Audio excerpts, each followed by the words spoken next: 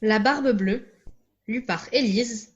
Salomé, Jeanne, Maïven. Il était une fois un homme qui avait de belles maisons à la ville et à la campagne, de la vaisselle d'or et d'argent, des meubles en broderie et, et des carrosses tout dorés. Mais par malheur, cet homme avait la barbe bleue. Cela le rendait si laid et si terrible qu'il n'était ni femme ni fille qui ne s'enfuit devant lui. une de ses voisines, dame de qualité, avait 2 filles parfaitement belles. Il lui en demanda une en mariage, et lui laissa le choix de celle qu'elle voudrait lui donner. Elle n'en voulait point toutes deux, et se le renvoyait l'une à l'autre, ne pouvant se résoudre à épouser un homme qui eut la barbe bleue. Ce qui les dégoûtait encore, c'était qu'il avait déjà épousé plusieurs femmes, et qu'on ne savait ce que de ces femmes étaient devenues. La barbe bleue, pour faire connaissance, les mena avec leur mère et 3 ou 4 de leurs meilleurs amis, et quelques jeunes gens du voisinage, à une de ces maisons de campagne, où on demeura 8 jours entiers. Ce n'était que promenade, que parties de chasse et de pêche, que danses et festins, que collations. On ne dormait point, on passait toute la nuit à se faire des malices les uns aux autres. Enfin, tout alla si bien que la cadette commença à trouver que le maître du logis n'avait plus la barbe si bleue, et que c'était un fort honnête homme.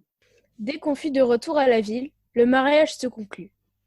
Au bout d'un mois, la Barbe Bleue dit à sa femme qu'il était obligé de faire un voyage en province, de 6 semaines au moins, pour une affaire de conséquence, qu'il la priait de se bien divertir pendant son absence, qu'elle fit venir ses bonnes amies, qu'elle les menât à la campagne si elle voulait, que partout elle fit bonne chère. Voilà, lui dit-il, les clés des 2 grands garde-meubles. Voilà celle de la vaisselle, d'or et d'argent, qui ne sert pas tous les jours. Voilà celle de mes coffres forts, où est mon or et mon argent. Celle des cassettes, où sont mes pierreries. Et voilà le passe-partout de tous les appartements. Pour cette petite clé-ci, c'est la clé du cabinet au bout de la grande galerie de l'appartement bas. Ouvrez tout, allez partout. Mais pour ce petit cabinet, je vous défends d'y entrer. Et je vous le défends de telle sorte que s'il vous arrive de l'ouvrir, il n'y a rien que vous ne deviez attendre de ma colère. Elle promit d'observer exactement tout ce qui lui venait d'être ordonné. Et lui, après l'avoir embrassée, il monte dans son carrosse et part pour son voyage. Les voisines et les bonnes amies n'attendirent pas qu'on les envoyât quérir pour aller chez la jeune mariée, tant elles avaient d'impatience de voir toutes les richesses de sa maison. N'ayant osé y venir pendant que le mari y était, à cause de sa barbe bleue qui leur faisait peur. Les voilà aussitôt à parcourir les chambres, les cabinets, les garde-robes, toutes plus belles et plus riches les unes que les autres. Elles montèrent ensuite au garde-meubles, où elles ne pouvaient assez admirer le nombre et la beauté des tapisseries, des lits, des sofas, des cabinets, des guéridons, des tables et des miroirs, où l'on se voyait depuis les pieds jusqu'à la tête, et dont les bordures, les unes de glace, les autres d'argent et de vermeil doré, étaient les plus belles et les plus magnifiques qu'on eût jamais vues. Elles ne cessaient d'exagérer et d'envier le bonheur de leurs amis, qui, cependant, ne se divertissaient point à voir toutes ces richesses, à cause de l'impatience qu'elle avait d'aller ouvrir le cabinet de l'appartement bas.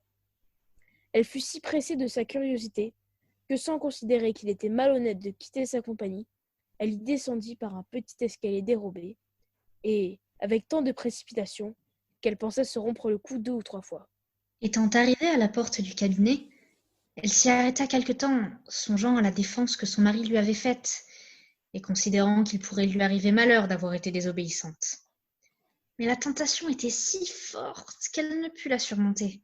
Elle prit donc la petite clé et ouvrit en tremblant la porte du cabinet. D'abord, elle ne vit rien, parce que les fenêtres étaient fermées. Après quelques moments, elle commença à voir que le plancher était tout couvert de sang caillé, et que dans ce sang se miraient les corps de plusieurs femmes mortes et attachées le long des murs. C'étaient toutes les femmes que la Barbe Bleue avait épousées et qui l'avaient égorgée l'une après l'autre. Elle pensa mourir de peur, et la clé du cabinet qu'elle venait de retirer de la serrure lui tomba de la main. Après avoir un peu repris ses esprits, elle ramassa la clé, referma la porte et monta à sa chambre pour se remettre un peu. Mais elle n'en pouvait venir à bout, tant elle était émue. Ayant remarqué que la clé du cabinet était tachée de sang, elle l'essuya 2 ou 3 fois, mais le sang ne s'en allait point. Elle eut beau la laver et même la frotter avec du sablon et avec du grès, il y demeura toujours du sang, car la clé était faite, et il n'y avait pas de moyen de la nettoyer. Tout à fait. Quand on ôtait le sang d'un côté, il revenait de l'autre. La Barbe-Bleue revint de son voyage dès le soir même, et dit qu'il avait reçu des lettres dans le chemin, qui lui avaient appris que l'affaire pour laquelle il était parti venait d'être terminée à son avantage. Sa femme fit tout ce qu'elle put pour lui témoigner qu'elle était ravie de son prompt retour. Le lendemain, il lui redemanda les clés, et elle les lui donna, mais d'une main si tremblante qu'il devina sans peine tout ce qui s'était passé. « D'où vient, lui demanda-t-il, que la clé du cabinet n'est point avec les autres ? » « Il faut, dit-elle, que je l'ai laissée là-haut sur ma table. » « Ne manquez pas, dit la Barbe-Bleue, de me la donner tantôt. » Après plusieurs remises, il fallut apporter la clé. La Barbe-Bleue, l'ayant considérée, dit à sa femme : « Pourquoi y a-t-il du sang sur cette clé ? » « Je n'en sais rien, » répondit la pauvre femme, plus pâle que la mort. « Vous n'en savez rien ? » reprit la Barbe-Bleue. « Je le sais bien, moi. Vous avez voulu entrer dans le cabinet. Eh bien, madame, vous y entrerez et irez prendre votre place auprès des dames que vous y avez vues. » Elle se jeta aux pieds de son mari, en pleurant, en lui demandant pardon, avec toutes les marques d'un vrai repentir de n'avoir pas été obéissante. Elle l'aurait attendri un rocher, belle et affligée comme elle l'était. Mais la Barbe-Bleue avait le cœur plus dur qu'un rocher. « Il faut mourir, madame, lui dit-il, et tout à l'heure. »« Puisqu'il faut mourir, répondit-elle, en le regardant les yeux baignés de larmes, donnez-moi un peu de temps pour prier Dieu. »« Je vous donne un quart d'heure, reprit la Barbe-Bleue, mais pas un moment davantage. » Lorsqu'elle fut seule, elle appela sa sœur et lui dit : « Ma sœur Anne, car elle s'appelait ainsi, monte, je te prie, sur le haut de la tour pour voir si mes frères ne viennent point.